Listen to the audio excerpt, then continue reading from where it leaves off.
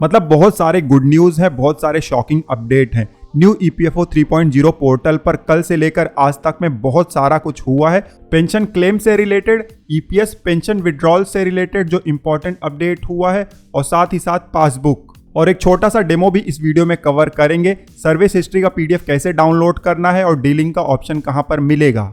फिलहाल बिना time waste किए जल्दी से आगे बढ़ते हैं और जो सबसे पहला अपडेट है वो पीएफ पासबुक से रिलेटेड है। ईपीएफ इंडिया की वेबसाइट पर जाओगे और पासबुक पर क्लिक करोगे तो अब पासबुक का पेज ओपन हो रहा है। पहले ओपन नहीं हो रहा था, अब आपको लॉगिन का ऑप्शन यहाँ पर दिख जाता है। यूएन नंबर, पासवर्ड और कैप्चा कोड हमने इंटर किया, साइन इन पर क्लिक करते हैं तो अब पासबुक का पेज ओपन हो रहा है और बहुत तेजी से ओपन हुआ। तो पासबुक सर्विसेज का कोई भी ऑप्शन आप यूज करना चाहते हो तो अब कर सकते हो, सारे ऑप्शन अवेलेबल हैं। अब नेक्स्ट अपडेट पीएफ क्लेम से रिलेटेड है। एक तो पोर्टल अपडेट होने से पहले आपने क्लेम किया हुआ था और दूसरा पोर्टल अपडेट होने के बाद आपने क्लेम किया हुआ है। जिन्होंने पहले किया हुआ था उससे रिलेटेड कोई भी न्यूज नहीं आ रहा है। हमारे केस में भी देखिए 17 तारीख को हमने एक क्लेम किया हुआ था और ये सबसे पुराना क्लेम है। इसके बाद भी हमने क्लेम किया हुआ था लेकिन ये सबसे पुराना है, बट अभी तक ये अंडर प्रोसेस ही दिखाई दे रहा है।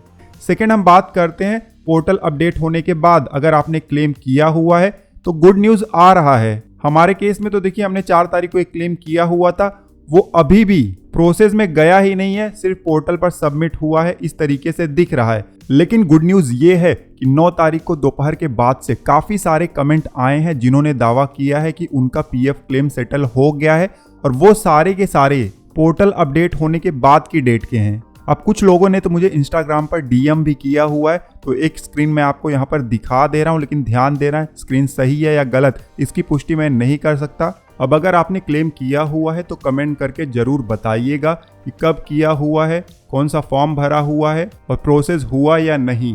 उसके बाद जो थर्ड अपडेट है वो ईपीएस पेंशन विड्रॉल से रिलेटेड है, फॉर्म नंबर 10C से रिलेटेड है। फॉर्म नंबर 10C का क्लेम आप करने जाते थे तो आपको इस तरीके से एरर दिखाई देता था कि वेटिंग पीरियड का रूल एप्लीकेबल है और एक डेट आता था कि इस डेट के बाद ही आप पेंशन का क्लेम सबमिट कर सकते हो। लेकिन अचानक से जो आपको स्क्रीन पर दिखाई दे रहा है ये मेंबर का ही अचानक से मैंने आज फॉर्म नंबर 10C ओपन किया तो एप्लीकेशन ओपन हो रहा था और मैंने इसको सबमिट भी कर दिया। एप्लीकेशन में भी मेंबर आईडी का रो दिखाई दे रहा था, वहां पर भी डेट ऑफ एग्जिट दिखाई दे रहा था जो कि 31 मार्च 2026 था। अब ये पोर्टल में कोई ग्लिच था या रूल को रोल बैक किया गया है, क्या है वो तो फ्यूचर में पता चलेगा। ट्रैक क्लेम स्टेटस के पेज पर आएंगे तो यहाँ पर फॉर्म नंबर 10C का रो हमें दिखाई दे जाता है। 9 जुलाई को शाम को 5 बजे के आसपास हमने फाइल किया हुआ है। फिलहाल pension withdrawal form number 10C का डिटेल वीडियो ऑलरेडी हमने बनाया हुआ है, लिंक आपको नीचे डिस्क्रिप्शन में मिल जाएगा, चेकआउट कर लीजिएगा। अब इनकेस आप भी अगर फॉर्म नंबर 10C भरने की सोच रहे थे, पेंशन विड्रॉ करने की सोच रहे थे और आपको वेटिंग पीरियड रूल का एरर आ रहा था तो अभी अगर ओपन हो रहा है तो ट्राई कर लो, ज्यादा से ज्यादा क्या ही होगा, रिजेक्ट हो जाएगा। उसके बाद जो नेक्स्ट अपडेट है यहाँ पर एक डेमो दिखाऊंगा। काफी लोग कमेंट कर रहे हैं सर्विस हिस्ट्री का पीडीएफ फाइल कैसे डाउनलोड करें, कैसे मेंबर आईडी को डीलिंक करें, क्योंकि ऑप्शन दिखाई नहीं दे रहा है। सर्विस हिस्ट्री में जब आप जाते हो तो यहाँ पर देखिए आपको पीडीएफ फाइल डाउनलोड करने का ऑप्शन नहीं दिखता, डीलिंक करने का ऑप्शन नहीं दिखता। तो कैसे इसको आप कर सकते हो मैं जल्दी से बता देता हूँ। सबसे पहले तो आपको ऑनलाइन क्लेम के पेज पर जाना है, बैंक अकाउंट डालकर नीचे प्रोसीड फॉर ऑनलाइन क्लेम का बटन दिखाई देता है, इस पर क्लिक कर देना है। अब I want to apply for का पेज आ जाता है, ड्रॉप डाउन पर क्लिक करोगे, फॉर्म 31 एडवांस ये सिलेक्ट करना, ठीक है, दूसरा कोई सिलेक्ट नहीं करना ये। अब देखो यहाँ पे आपको सेकेंड वाले रो में मेंबर आधार वेरीफाइड सर्विस का लिस्ट देखना है, हियर पर क्लिक करोगे लिस्ट आ जाएगा। ये देखो इस तरीके से लिस्ट आ गया, ठीक है। अब यहाँ पर एक रो दिखाई देता है आखिरी में, if any does not belong to you click here to dealing the service, here पर क्लिक करो।